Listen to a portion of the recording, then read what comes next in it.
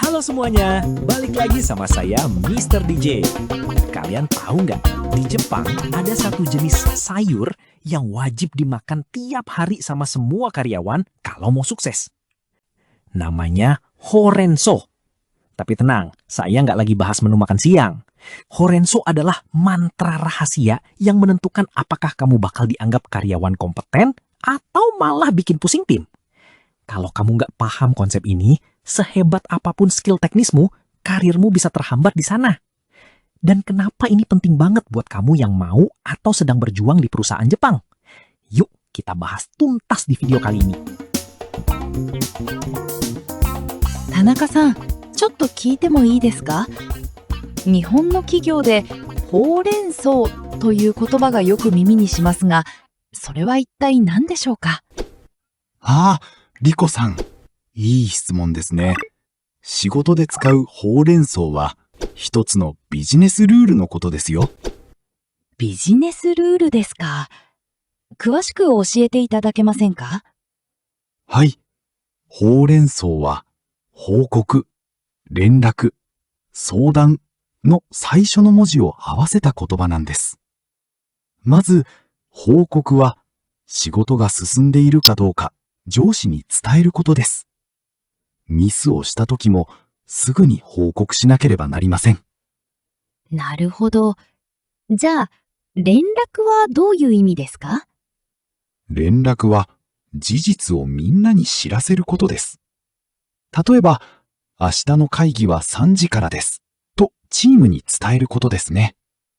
自分の意見は入れなくてもいいですよ。わかりました。最後の相談は、困った時にアドバイスをもらうことですね。その通りです。一人で決めないで、先輩や上司に相談するようにしてください。そうすれば、大きなミスを防ぐことができますから。なるほどね。よくわかりました。今日から頑張ります。日本の会社では、ほうれん草がとても大切なんですよ。では、どうして日本の会社ではほうれん草がそんなに厳しく言われるんですか？それは、チーム全体のミスを少なくして、効率よく仕事をするためですよ。効率のためですか。ええ。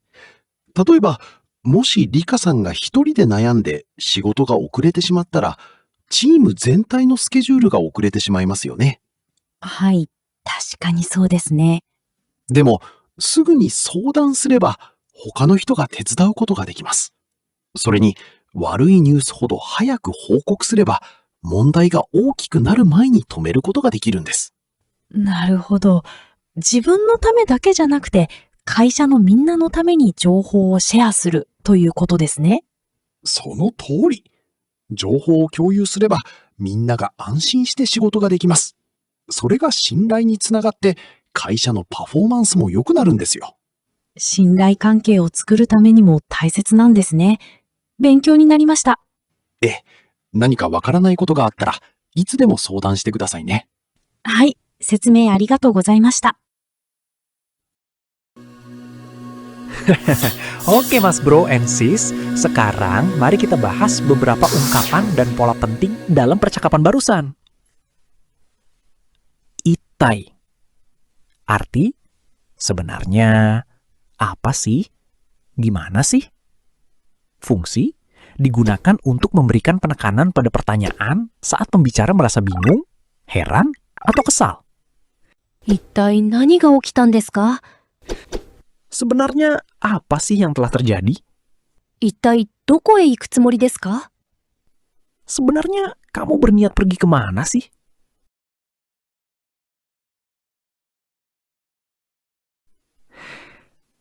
Te itadakemasen ka? Arti, bisakah Anda tolong? Mohon bantuannya untuk. Fungsi, bentuk sopan untuk meminta bantuan kepada orang lain. Pola ini lebih formal dari te kudasai dan lebih menekankan pada permintaan secara halus. 先生、この作文を見直していただけませんか？ Pak, bisa tolong periksakan karangan saya ini?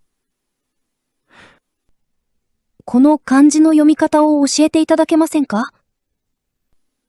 Bisakah Anda tolong ajarkan cara baca kanji ini?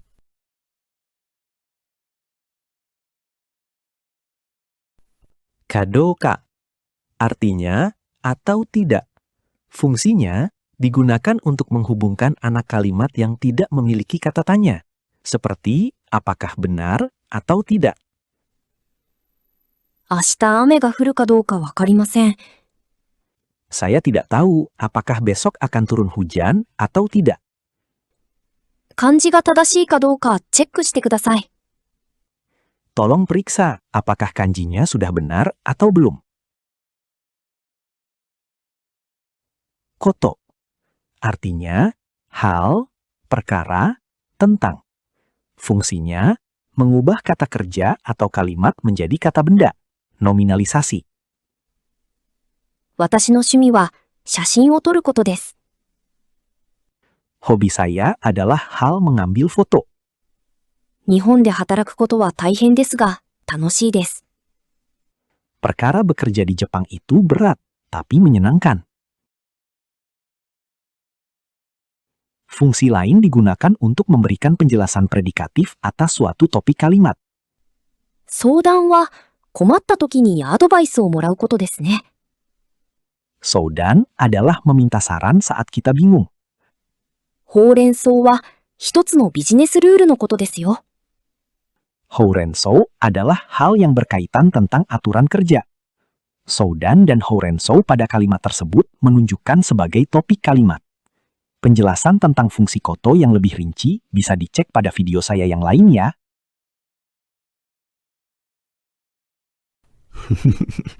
Oke, berikutnya Mas Bro. Toyu imi. Artinya, berarti, artinya. Fungsinya digunakan untuk menjelaskan definisi atau arti dari suatu kata atau istilah. 立ち入り禁止は入るなという意味です。 Tachi iri kinshi artinya adalah jangan masuk. ほうれん草は報告、連絡、相談という意味です。 Horenso artinya adalah lapor, hubungi, konsultasi. Youni shite kudasai berasal dari pola youni shite iru, artinya membiasakan untuk, berusaha untuk. Youni shite kudasai pada konteks ini artinya usahakan untuk, tolong pastikan agar. Fungsinya digunakan untuk memberi instruksi atau saran agar seseorang membiasakan diri melakukan atau tidak melakukan sesuatu secara rutin. 日本で働く前に毎日日本語を勉強するようにしてください。 Sebelum bekerja di Jepang, usahakan untuk belajar bahasa Jepang setiap hari. 寝る前にスマホを使わないようにしてください。 Tolong pastikan untuk tidak menggunakan smartphone sebelum tidur.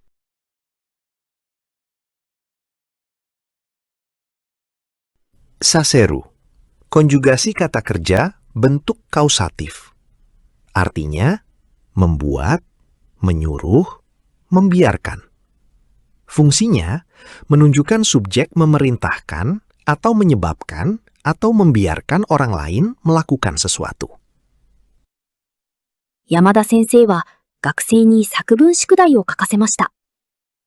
Pak Yamada menyuruh siswa menulis tugas karangan. 彼は私を1時間も待たせました。 Dia membuat saya menunggu sampai 1 jam. お子様を公園で一人で遊ばせる場合は十分ご注意ください。 Harap berhati-hati saat membiarkan anak Anda bermain sendirian di taman. Oke, konjugasi kata kerja ke bentuk seru dan saseru bisa dilihat melalui pengelompokan berikut.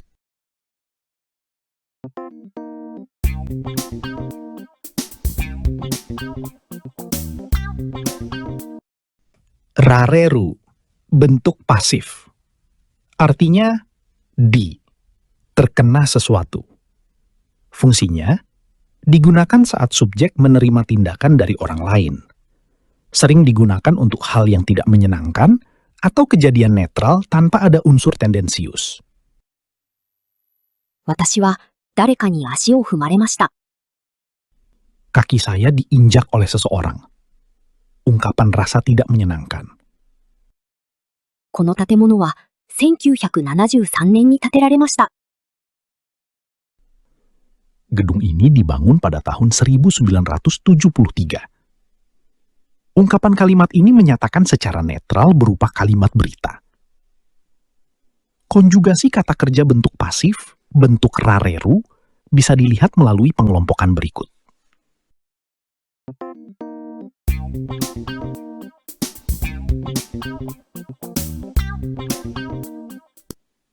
Tame artinya untuk, demi, karena. Fungsinya menunjukkan tujuan atau alasan atau sebab. Tame yang menyatakan alasan biasanya digunakan untuk pernyataan objektif dan formal. 家族のために日本で一生懸命働いています。 Saya bekerja keras di Jepang demi keluarga. 事故が起きたため、電車が遅れています。 Karena telah terjadi kecelakaan, kereta mengalami keterlambatan. 時間がなかったため、朝ごはんを食べませんでした。 Karena tidak ada waktu, saya tidak sarapan. Untuk menyatakan alasan dalam bahasa Jepang bisa menggunakan kara, node, tame, de, dan beberapa kata lainnya. Gimana Mas Bro and Sis? Mau dijelaskan lebih rinci bagaimana perbedaannya? Tulis di komen. Hehe. Biar saya semangat bikin videonya. Komen dong di komen. Hehe. Berikutnya, teshimau. Artinya, terlanjur, selesai total. Fungsinya, menunjukkan penyesalan, rasa kecewa, atas sesuatu yang terjadi secara tidak sengaja. Atau menekankan bahwa suatu pekerjaan sudah selesai, tuntas. 今日の文法宿題を持ち忘れてしまいました。 Saya kelupaan membawa PR tata bahasa hari ini. この本は全部読んでしまいました。 Buku ini sudah selesai saya baca semuanya. 金曜日までにレポートを書いてしまう予定です。 Direncanakan saya selesai tulis laporan sampai hari Jumat. Oke, begitulah kira-kira Mas Bro and Sis penjelasannya. Oke, Mas Bro and Sis, itu dulu ya penjelasannya. Siapa yang pernah kena tegur atasan karena lupa melapor? Tulis pengalaman kalian di kolom komentar ya. Oh ya, kadang otak saya buntu nih. Tolong dong, idenya mana? Komen dong, komen. Dan jangan lupa, seperti biasa, di subrek, di like, di komen. Jamata!